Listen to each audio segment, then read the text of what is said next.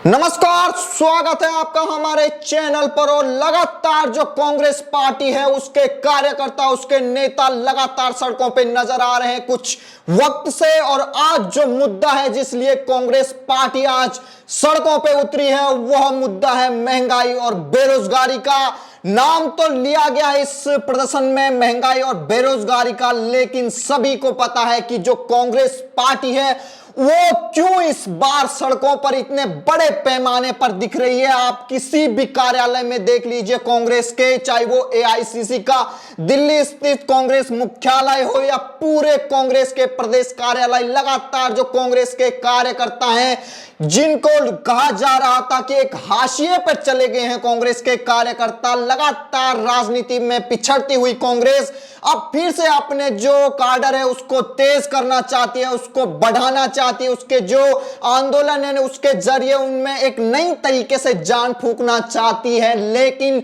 जो मुद्दा उठाया गया है महंगाई और बेरोजगारी का, दरअसल यह मुद्दा तो जरूर जो आम जनता है उसके करीब है, उसके निकट है, लेकिन जो ये मुद्दा जिस समय उठाया जा रहा है वो दरअसल एक तरीके से आप पूरी राजनीति से प्रेरित यह मुद्दा समझ सकते हैं। क्योंकि जो कांग्रेस पार्टी के बड़े नेता हैं,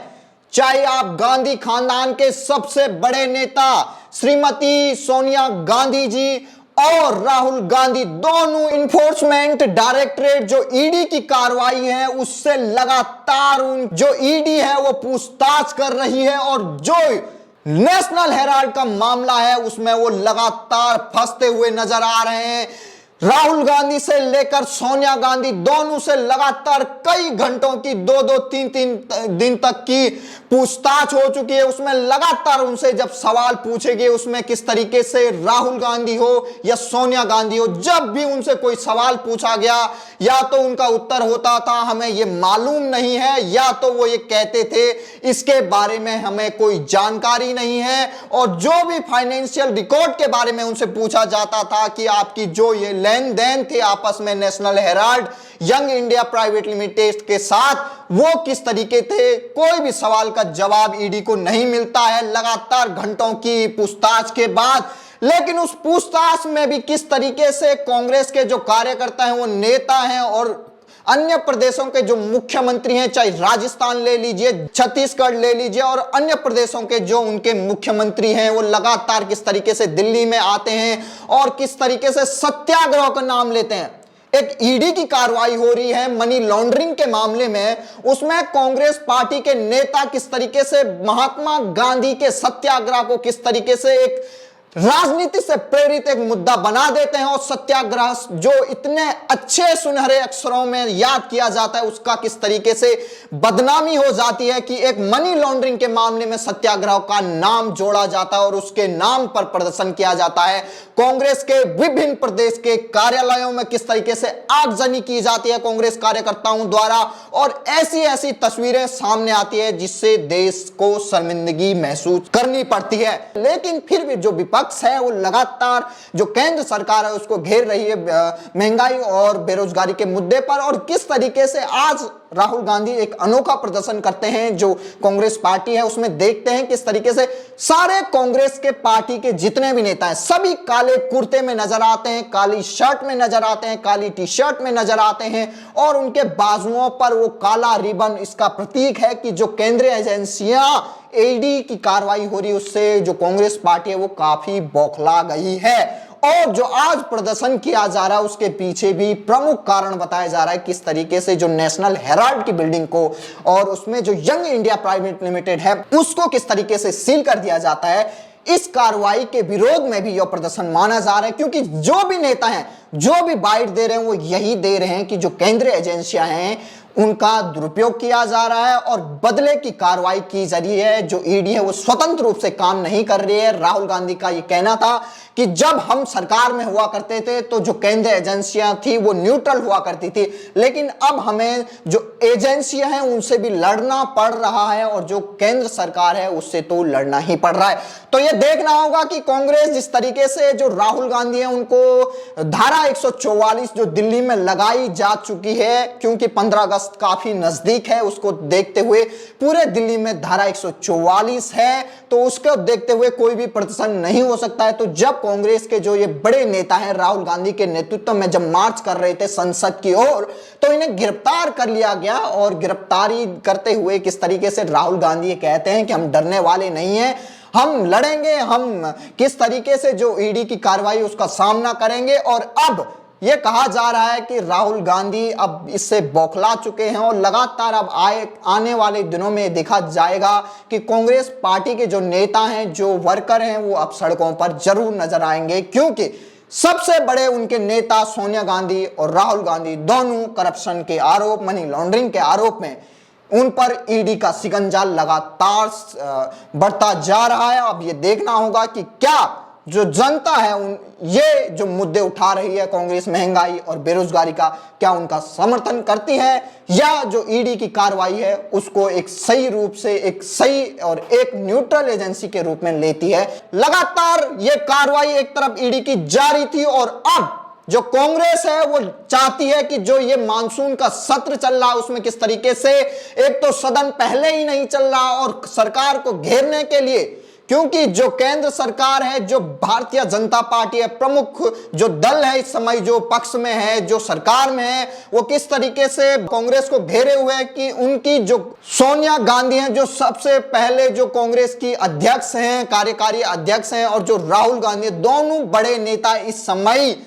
जो मनी लॉन्ड्रिंग मामला है उसमें जमानत पर हैं और उनकी जमानत के बावजूद अभी ईडी उनसे पूछताछ कर रही है। और जिसके बाद सबसे बड़ी कार्रवाई देखी गई थी ईडी इन्फोर्समेंट डायरेक्टरेट की, कि जो नेशनल हेराल्ड की जो बिल्डिंग थी उसमें जो यंग इंडिया प्राइवेट लिमिटेड, जिसके शेयर होल्डर हैं सोनिया गांधी, राहुल गांधी और अन्य जो कांग्रेस के नेता हैं, वो इसके शेयर होल्डर हैं और माना जाता है कि जो कांग्रेस का गांधी परिवार है वही इसका सबसे बड़ा ओनर है, क्योंकि 38% की इसमें हिस्सेदारी दोनों सोनिया गांधी की है और दूसरी राहुल गांधी की है। तो एक तरीके से उन्हीं को इसका मालिक कहा जा सकता है। किस तरीके से नेशनल हेराल्ड जो एक न्यूज़पेपर हुआ करता था उसको किस तरीके से, पहले तो उससे कुछ लेन देन होता है, 90 करोड़ का लेन देन का बकाया रहता है नेशनल हेराल्ड पर, लेकिन जब वो चुकता नहीं कर पाता तो उसको एक लोन के रूप में दिखा दिया जाता है और कुछ टाइम बाद जब वो 50 लाख रुपए की ही बकाया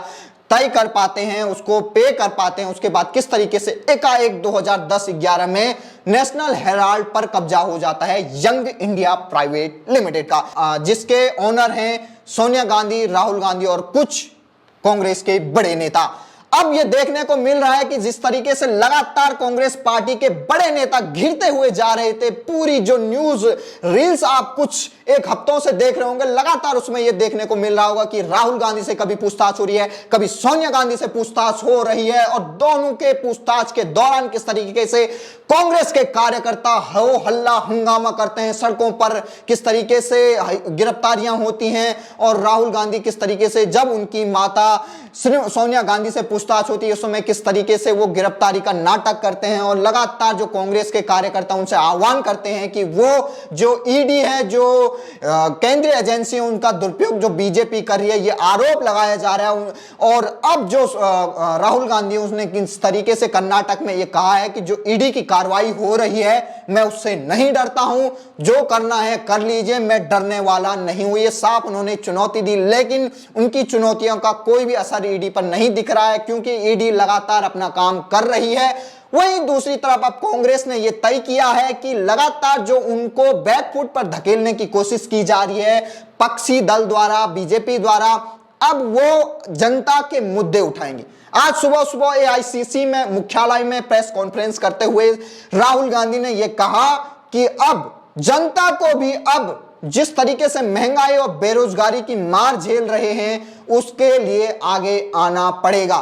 क्योंकि राहुल गांधी ये साफ तौर पर देख रहे हैं कि कांग्रेस के कुछ ही कार्यकर्ता सड़कों पे नजर आ रहे हैं, जनता का कोई भी उनको समर्थन इसमें नहीं मिल रहा है। चाहे वो ईडी के मामले में उनके सोनिया गांधी और राहुल गांधी से पूछताछ के मामले में, ना तो जनता इस पर कोई भी राजनीतिक प्रेरित देख रही है और ना ही इस बेरोजगारी और महंगाई के मुद्दे पर उनका समर्थन करती हुई नजर आ रही है। तो ये देखना होगा किस तरीके से जो राहुल गांधी हैं वो ये चाहते हैं, जनता से आश्वासन, जनता का सहयोग चाहते हैं, लेकिन जनता दिख रही है कि जिस तरीके से लगातार वैश्विक जो उठापटक चल रही है वहां, चाहे वो आपका एक तरीके से युद्ध चल रहा हो, जो यूक्रेन और रशिया का युद्ध चल रहा है, उसकी वजह से महंगाई चरम पर पहुंच गई, और उसके बाद किस तरीके से कोरोना का काल चला, उसमें भी महंगाई भरपूर तरीके से बढ़ती चली गई, और उसके बाद अब जिस तरीके से देखा जा रहा है कि अमेरिका और चीन के बीच में ताइवान को लेकर किस तरीके से घमासान मचा हुआ है पिछले कुछ दिनों से,